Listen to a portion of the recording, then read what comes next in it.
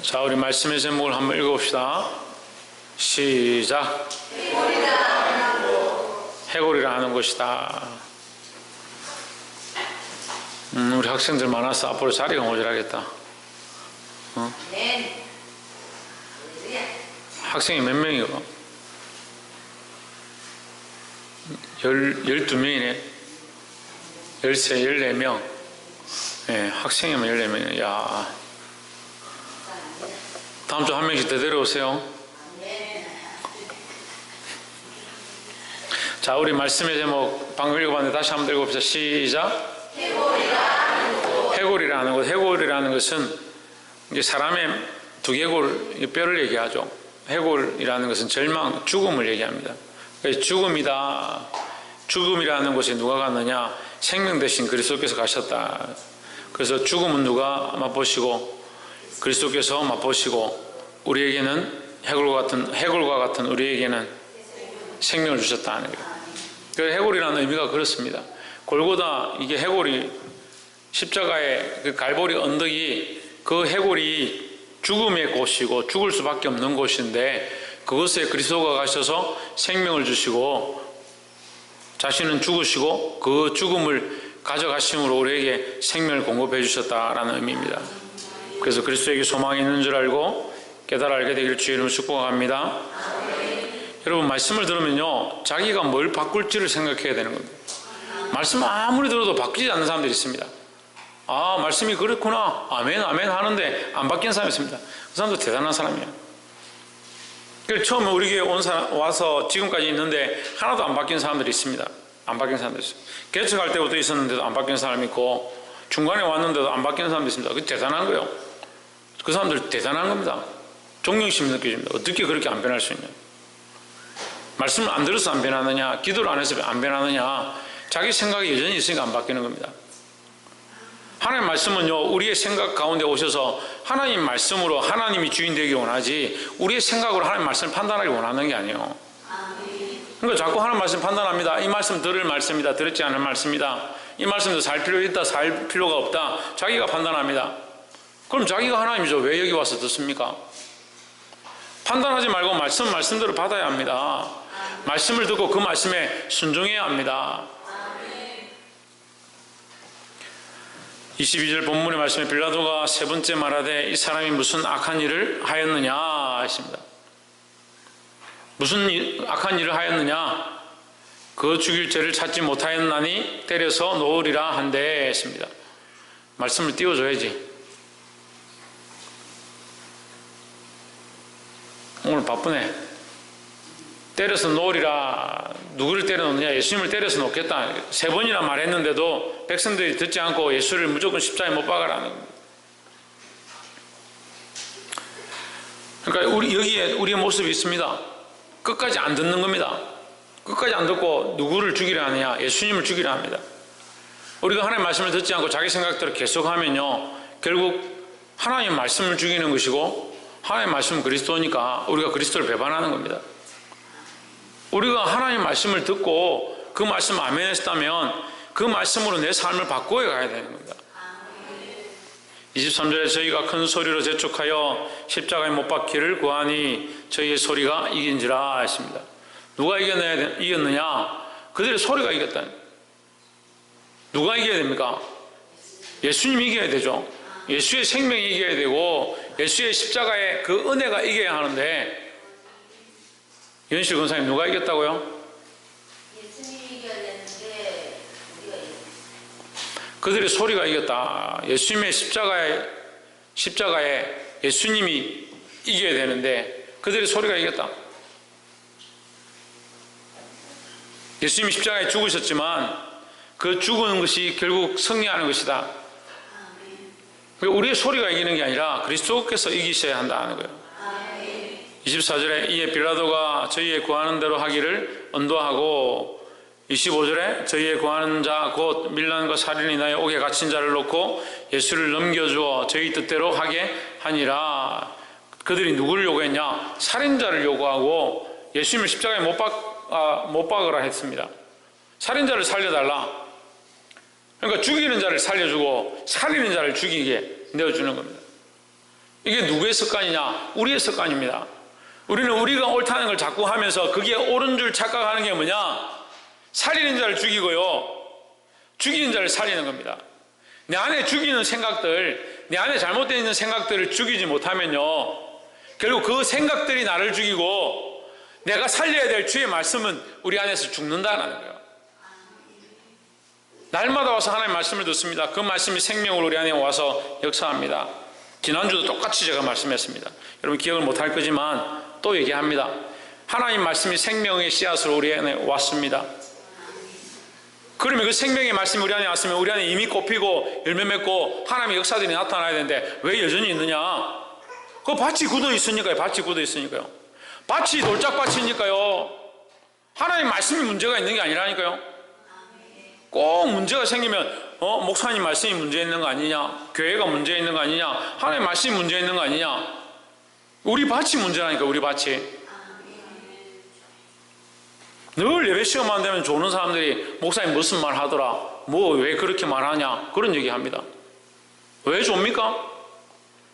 말씀이 거룩하고 하나님 역사가 있는데 왜 예배 시간에 좁니까? 또 기도 시간에 기도 안 하는 사람들이 기도하는데 시끄럽더라, 큰 소리 하더라, 방언하더라, 그런 소리 합니다. 기도하는데 집중하고 하나님 앞에 나아가야 되지 왜 그런 얘기 합니까? 찬양하는데 악기가 어떻더라, 소리가 어떻더라, 찬양하는데 하나님 앞에 집중하고 나아가면 되죠. 말씀의 씨앗은요, 생명의 씨앗입니다.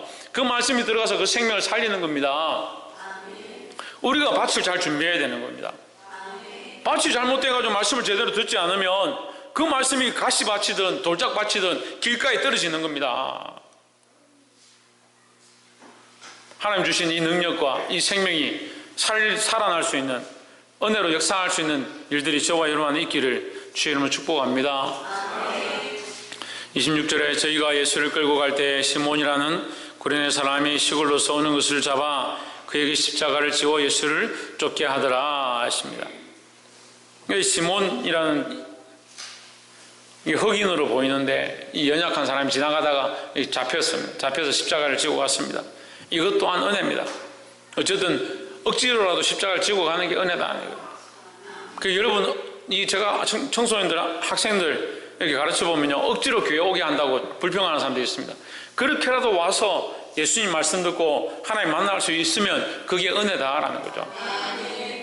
그래서 우리는 때로는 억지로 한다, 너무 강하게 한다라는 소리를 듣는다 하더라도 할 수만 있으면 뭘 흘려야 되냐? 하나님의 은혜를 흘려야 된다. 27절에 또 백성과 및 그를 위하여 가슴을 치며 슬피우는 여자의 큰 무리가 따라오는지라. 28절에 예수께서 돌이켜 그들을 향하여 이르시되 예루살렘의 딸들아. 예루살렘이라는 것은 하나님의 자녀들, 하나님의 백성들을 얘기하는 거예요. 하나님의 백성들의 딸들아. 그러니까 이 딸들은 어디 속하냐? 하나님의 백성들이다. 하나님의 자녀들아 이 말이에요. 하나님의 자녀들아, 나를 위해 울지 말고 너희와 너희 자녀를 위하여 울라. 예수님은 지금 슬픔을 당해서 그 목숨을 잃는데 십자가에 피 흘려서 못 박혀 죽으시는데, 돌아가시는데 가지만 그 죽음은 결국 뭐냐? 너희들 보기에 죽음으로 끝나는 것처럼 보이지만 그것은 결국 승리할 것이다. 그럼 누가 문제냐? 너희가 문제다. 지금 우리가 예수님의 구원을 가지고 기도할 게 없습니다. 그죠? 예수님이 이미 하나님 우편에 앉아 계시니까 우리는 뭘 위해 기도해야 되냐? 우리와 우리 자녀들 위해서 기도해야 되는 거예요. 우리가 믿음으로 살고 그리스도의 십자가를 따라가게, 내 자녀들이 이 말씀대로 나와서 예수님 똑바로 믿게, 그걸 위해서 기도해야 되는 거예요. 29절에 보라, 날이 이르면 사람이 말하기를 수태 못하는 이와 해산하지 못하는 배와 먹이지 못한 젖이 복이 있다 하리라 하십니다.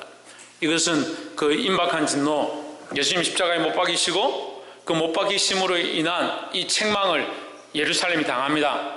예수님이 십자가에 못 박이시죠. 예수를 못 박은 죄가 그들에게 돌아가는 거예요. 그들이 뭐라고 하냐면, 이 누가복음에 나와 있지 않은데 다른 성경에 보면 그 피를 우리와 우리 자녀에게 돌리십시오 이렇게 얘기하거든요. 그 말대로 된 거예요. 정말 말을 조심해야 돼요. 예수님을 십자가에 못 박는 사람들이 그 피를 우리와 우리 자손에게 돌리십시오 했는데 그 자손들이 그 피를 당합니다. AD 70년에 로마가 쳐들어와서 예루살렘을 완전히 쑥대밭을 만들어.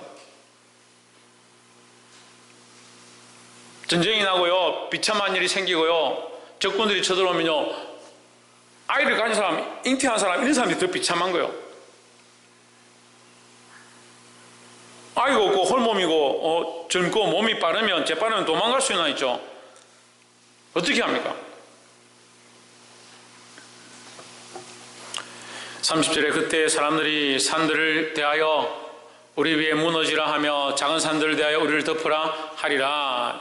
이게 산이 무너진다는 말은 죽고 싶다 말이에요. 죽고 싶다. 산에 깔려서라도 죽고 싶다. 쉽게 말하면, 한국말로 하면 그냥 산이 내한테 무너져가지고 내가 거기 깔려서 죽는 게 차라리 낫다. 지금 이런 비참한 상황에서. 이런 비참한 상황보다는 산이 덮어서 나를 죽게 하는 것이 더 낫지 않겠느냐. 근데 이건 로마의 침공으로 말미암아 나타나는 현상도 되지만, 예수님이 심판의 그 호를 들고 오실 때에 예수를 제대로 믿지 않았던 자들이 그리스도 앞에서 고백하는, 차라리 산들이 내게 무너지면 좋겠다 하는 그 부끄러운 가운데 고백하는 것과 똑같은 얘기라는 거예요. 그럼 우리는 어떻게 해야 되겠습니까? 우리는 어떻게 해야 될 것 같아요? 무슨 일이 있습니까? 오늘 점심 먹고 다 의논해서 대답 안 하기로 이렇게 결정을 했습니까? 예수님 오실 때 우리는 어떻게 해야 됩니까? 어떻게 해야 되겠습니까? 산들아 내게 무너져라 해야 되겠습니까? 예, 주여 어서 오십시오 하고 손을 들고 맞이해야 될 거 아니에요. 기뻐해야 될 거 아니에요.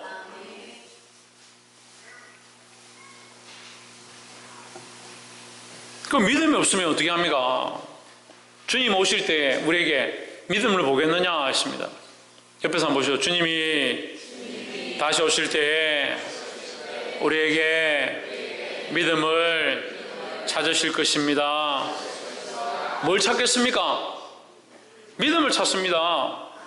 우리가 말하는 걸 찾는 게 아니고요, 믿음을 찾습니다. 믿음을. 그러니까 믿음이 없으면 어떻게 합니까? 부끄러운 거죠. 산들아 내게 무너져라. 내가 지금 이 놀고 내 마음대로 즐기고 쫓아왔는데 부끄러워서 내 예수님 만날 수가 없다. 산들아 내게 덮어라. 그런 소리를 한다니까요.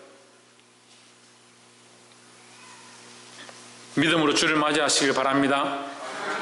31절 푸른 나무에도 이같이 하거든 마른 나무에는 어떻게 되리요 하시니라 하십니다. 푸른 나무에도 이같이 하거든. 이 푸른 나무라는 것은 소망이 있는 나무고, 마른 나무는 소망이 없는 나무입니다. 푸른 나무는 누구냐? 예수 그리스도입니다. 소망이 있는 나무다는 거죠. 지금 당장 보기에 소망이 없는 것처럼 그들이 죽이고 베지만, 거기는 반드시 다시 싹이 트서 그루터기가 자라서 더 큰 열매가 될 것이다. 그 푸른 나무 누구냐? 예수 그리스도입니다.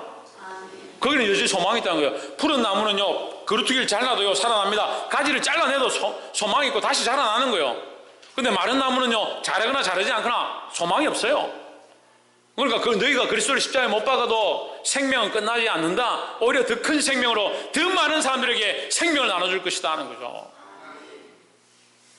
너희가 이 푸른 나무에 이같이 십자가에 못 박고 이같이 박해하고 조롱하고 침을 뱉거늘, 그 침을 뱉은 그 마른 나무들, 푸른 나무 예수 그리스도도 그렇게 비난하고 너희가 했는데 너희에게 피값을 돌아갈 때 마른 나무는 어떻게 되겠느냐?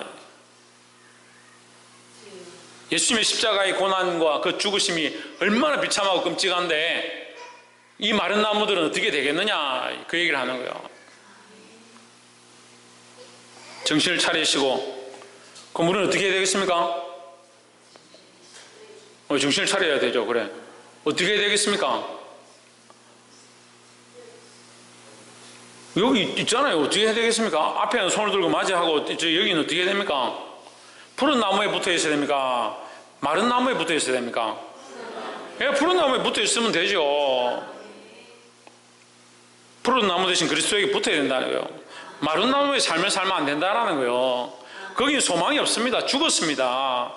세상에 소망이 없습니다. 죽었습니다. 내가 사랑하는 재물들 죽었습니다. 거기에 따라가지 마세요. 신중이 형, 누구를 따라가라고?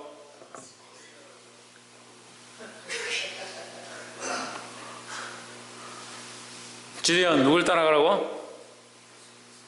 그래, 예수 그리스도를 따라가라고. 32절에 또 다른 두 행악자도 사형을 받게 되어 예수와 함께 끌려가니라. 33절에 해골이라 하는 곳에 이르러 있습니다. 여기 해골이 나오죠? 해골이라는 곳은 죽음이다. 이게 사형을 집행하는 장소예요. 그냥 사형처다. 사람을 죽이는 곳이다. 해골이라는 곳에 이르러 거기서 예수를 십자가에 못 박고 두 행악자도 그렇게 하니 하나는 우편에 하나는 좌편에 있더라 하십니다. 온 인류 역사상의 가장 비참한 형이 뭐냐? 우리나라는 굉장히 비참한 형이 많았습니다. 능지처참이나 뭐 이런 것들이 많이 있었는데 십자가의 형이 가장 비참하다. 인류학자들이 그렇게 얘기합니다. 이 사람의 피를 완전히 쏟을 때까지 십자가에 못 박아둡니다. 해에다가 고기를 말리듯이 사람을 말려둡니다. 죽을 때까지 내버려두는 거죠. 사람이 당할 수 있는 가장 비참함과 끔찍함과 부끄러움과 능력을 당하게 하는 게 십자가의 형틀이다. 그럴 만큼 예수님이 죄를 지었느냐? 아무도 그렇게 생각하지 않습니다. 여기 성경에 누구도 그렇게 인정할 만한 것이 없습니다. 오히려 예수님 사랑하셨고 살리셨고 고치셨고 새롭게 하셨죠. 볼 수 있기를 소망합니다. 조이주, 예수님 뭐 했다고?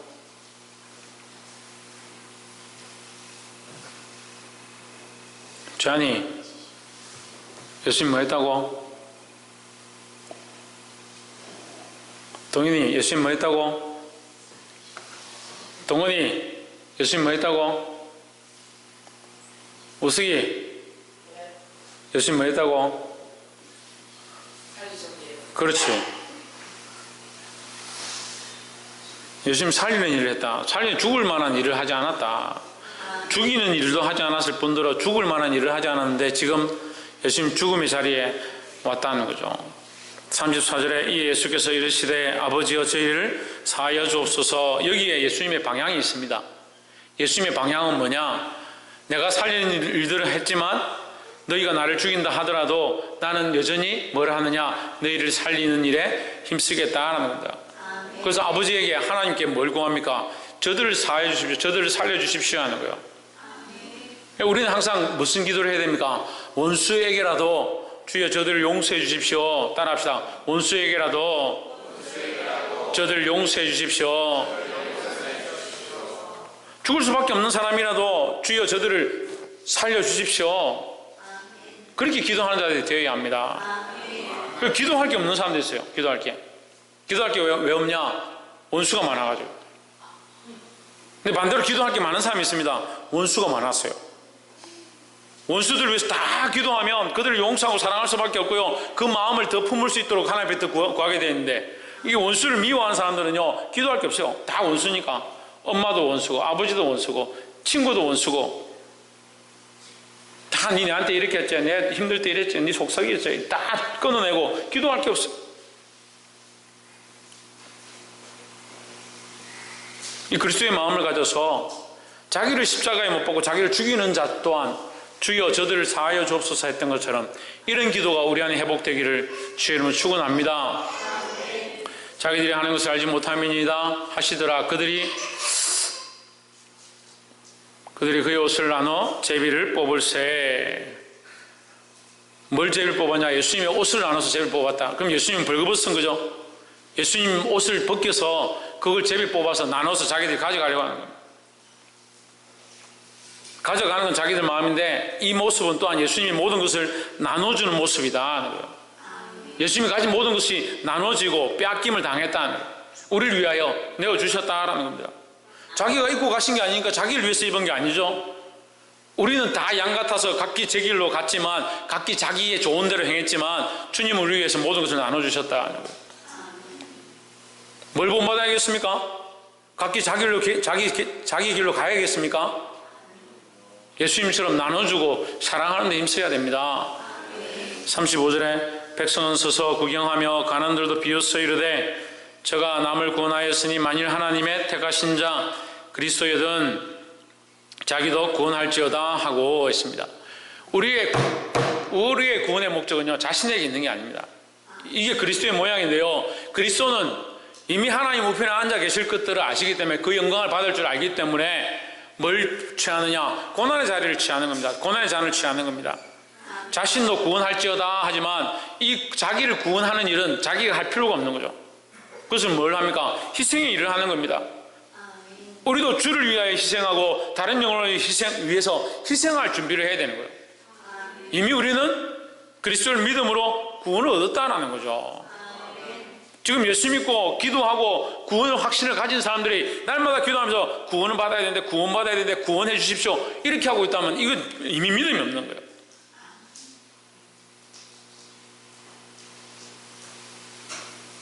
죄송한 얘기인데 대부분의 사람들의 기도가요, 구원과 먹고 사는 것과 재물과 자녀의 복과 이런 유치찬란한 걸로 대부분 되어 있는 거예요. 이런 기도가 필요 없다라고 하는 게 아닌데,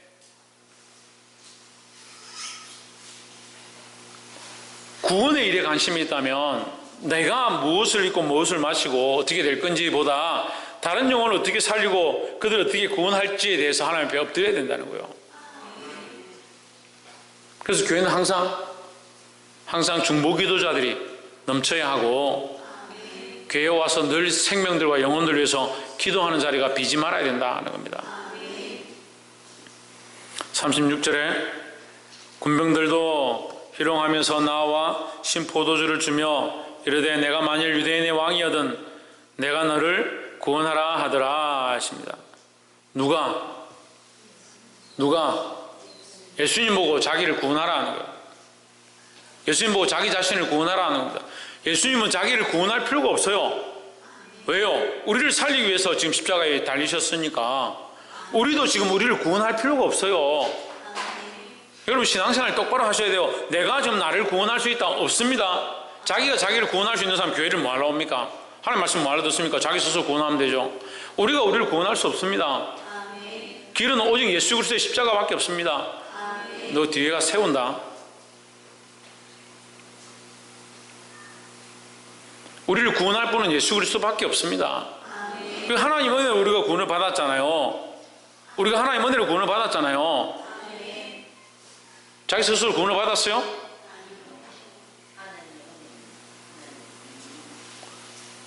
하나님 은혜로 구원을 받았잖아요. 그러니까 우리의 관심이 이제 구원에 있는 게 아니고요, 다른 영혼에, 다른 사람에게 구원에 관심이 있어야 된다는 거예요. 38절에 그 위에 이는 유대인의 왕이라 쓴 패가 있더라 하십니다. 말씀을 맺겠습니다. 유대인의 왕이 누구를 구원하냐? 유대인들을 구원하는 겁니다. 우리는 그러면 어디에 속합니까? 하나님의 백성에 속하죠. 우리는 누가 구원하냐? 그리스도가 구원합니다. 우리는 구원함을 입었고 구원함에 대한 확신이 있습니다. 근데 우리가 지금 자꾸 내 구원에 연연하면 다른 영혼에 대한 구원의 일에 참여할 수가 없다는 거예요. 교회가 성장하고 부흥하려면요, 다른 영혼, 다른 생명에 대한 구원에 관심이 있어야 되는 거예요. 근데 시대가 자꾸 악해지면 보니까요, 점점 자기밖에 몰라요. 자꾸 갈수록 자기밖에 몰라요. 사회가 자기밖에 모르고요, 심지어 교회의 성도 구성 요소도 자기밖에 모르는 거예요. 그럼 자기 것만 자꾸 생기는 겁니다. 생명 살리고 영혼 살리고 그들에게 거룩한 말씀을 흘려보내고 이런 데 관심이 없어요. 조혜준, 뭐에 관심이 있어야 된다고?